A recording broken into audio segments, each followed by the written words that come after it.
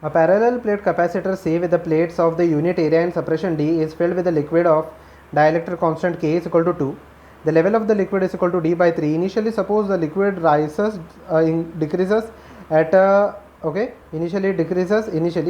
the liquid decreases at a constant speed V, then the time function, the time constant as a function of time will be equal to. What we have to find out? We have to find out time constant. Time constant is equal to R into C equivalent. Okay. Now I will draw a bigger diagram of the same circuit. Okay. So in this case, this is the R. Okay. At time t is equal to 0, we will get this diagram. Okay. At time t is equal to 0, we get this diagram. Let us say at time t, the liquid is filled till a distance x. Okay. From the second place, it is filled till a distance x. In the first case, it was filled till a distance of d by 3 at time t is equal to 0. In the second case, it is filled till a distance x, and the liquid is continuously decreasing at a velocity v. Now v can be written as dx divided by dt. Okay, v can be written as dx divided by dt. Okay, so dx will be equal to v dt. I will integrate on both the sides. Okay, so over here I can write this part as x, let us see the limits later, is equal to v, the velocity is constant, into t. Okay, velocity is constant into t. Okay, now x, that is the distance from the second place. Initially at time t is equal to 0, x was equal to d by 3. At time t is equal to t, okay, the x is equal to x. Okay, so the upper limit is x, lower limit is over here d by 3, minus the lower limit is over here 0, and the upper limit over here is equal to t. So I can say that x will be equal to, that is x minus d by 3 will be equal to v into t, or x will be equal to d by 3 plus vt. Okay, let this be the first equation. Now what happens when the liquid is filled till a distance x? I can divide this same capacitor into two parts. That is, the first capacitor is this filled with air. If the entire distance over here is d, this distance or this thickness will be equal to d minus x. Okay, and the second capacitor has a distance x. The area of both of them remains same. Okay, let the area over here be a. It is unity. We will substitute it later. Okay. Now both these capacitors are in parallel because if over here this is positive, this is negative. Okay, this is positive over here, this is negative. Okay, then the next place will be positive and the next place is negative. Okay, both of them are in series. Okay, not in parallel.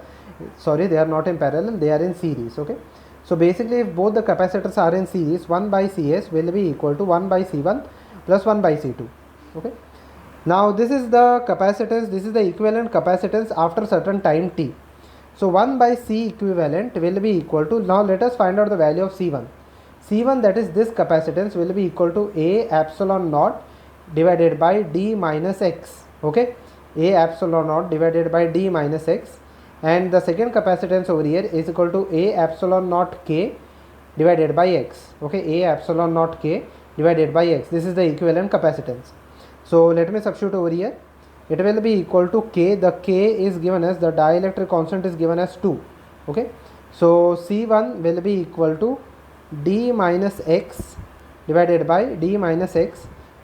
A epsilon naught, plus it will be equal to x divided by 2A epsilon naught. Okay, divided by 2A epsilon naught. Okay, so 1 by C equivalent will be equal to d minus x. Okay, so 1 by A epsilon naught can be taken as common. Okay, it will be equal to 2d minus 2x plus x, which is equal to 1 by C equivalent is equal to 1 by A epsilon naught into, it will be equal to 2d minus, it will be equal to 2d over here, 2d minus x.